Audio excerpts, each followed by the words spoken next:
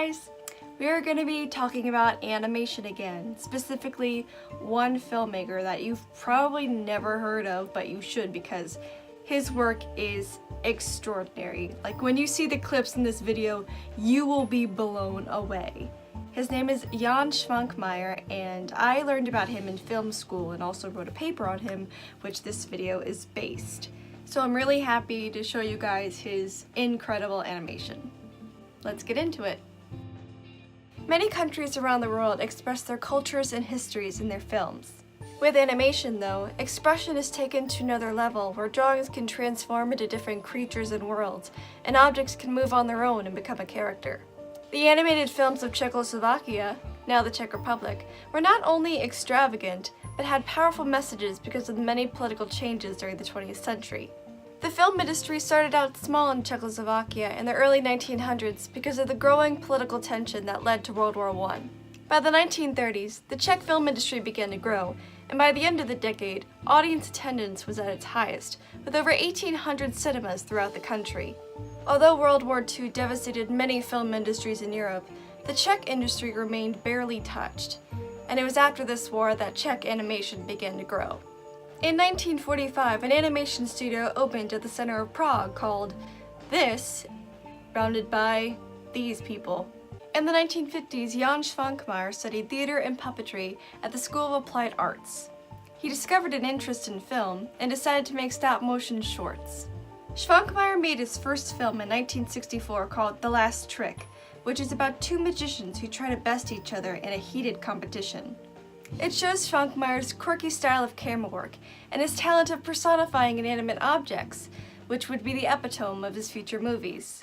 In 1970, Švankmajer and his wife Eva joined the Czech Surrealist group in Prague, which promoted anti-dogmatic leftist values. In the words of Marie J. Jean, the goal of the Czech Surrealist theory is to reinstate the subconscious dimension of subjectivity so often repressed in the context of totalitarianism. 2 years before Švankmajer joined the Czech Surrealist group, he made a film called The Flat, which depicted a man thrown into an apartment, and his attempts to make use of it are thwarted by everyday objects inside the apartment. For example, as the man tries to use them, objects change in size, density, or decompose completely. Then the objects start to take things from the man himself, such as his clothes. Then another man holding a chicken enters and gives the man an axe, which he uses to try to break out of the apartment. But he finds a wall full of names of others that had previously been trapped in the apartment, and in the end, he decides to write his own name. This and many of his films of the 1970s were not distributed after the Soviets took over Czechoslovakia in 1968. In an interview, Švankmajer discussed how censorship affected his filmmaking. The Communist Party installed its members in the administration, and factual censorship went back into effect. Some of my films from the late 1960s were locked in a safe, and new films were variously trimmed. When I refused to respect censors' remarks on the Castle of Otranto, I was banned from making films for 7 years. But the censorship of his films did not discourage Švankmajer, and he began experimenting with tactile art. Although Dimensions of Dialogue, one of his first films made after his 7-year ban, ended up on the Ideological Commission of the Czechoslovak Communist Party's Central Committee as a deterrent, it also became one of his most celebrated works. The film is divided into 3 segments. The first is factual dialogue, which is based on the paintings of Arcimboldo, which consist of organic materials to create a portrait. In this segment, 3 beings, accumulated from a variety of substances, take turns devouring and integrating each other. These 3 beings each represent a different aspect of human society and life: an organic being composed of fruits and vegetables, a mechanical being constructed from utensils, tools, and other bits of metal, and a scientific being covered in books and tools of learning and scholarship. These 3 beings make up 3 layers of society. The segment ends with the beings now integrated into clay, each in equal form, continuously vomiting other clay beings. Senses of Cinema describe this segment as instructional, that it is everyday objects that are confronted, devoured and spat out and homogenized, through a series of metaphors of colonization, to an endless repetition of cloning operations. Švankmajer continued to make movies using tactile art throughout the 1980s, including an adaptation of Lewis Carroll's Alice in Wonderland called Alice. During this time, Soviets' control was becoming more relaxed, due to the new policies introduced by Mikhail Gorbachev. At the end of 1989, the citizens of Czechoslovakia took part in the non-violent Velvet Revolution and finally overthrew the communist government that had been installed for over 40 years. A year afterward, Jan Švankmajer, inspired by recent events, decided to make a more overtly political surrealist film called The Death of Stalinism in Bohemia.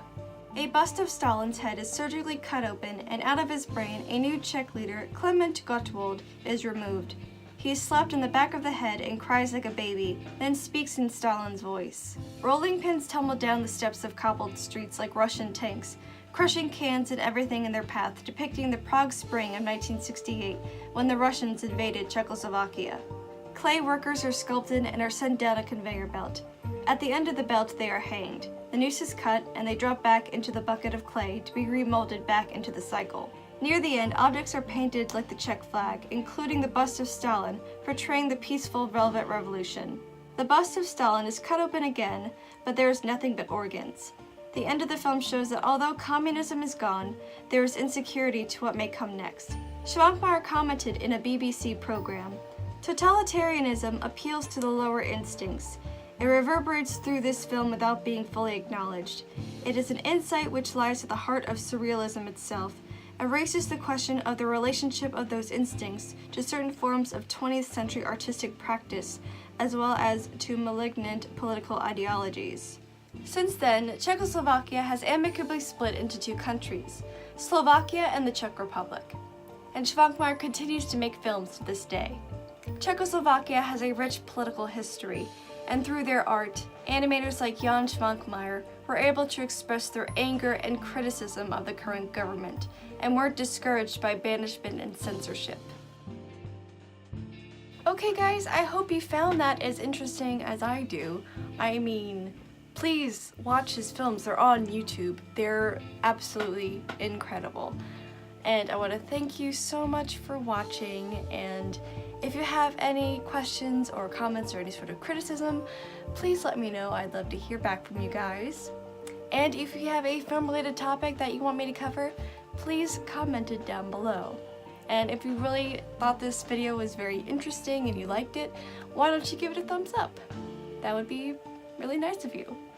And if you enjoy my content and you want to see more, please hit that subscribe button. Okay guys, I will see y'all for the next one. Bye!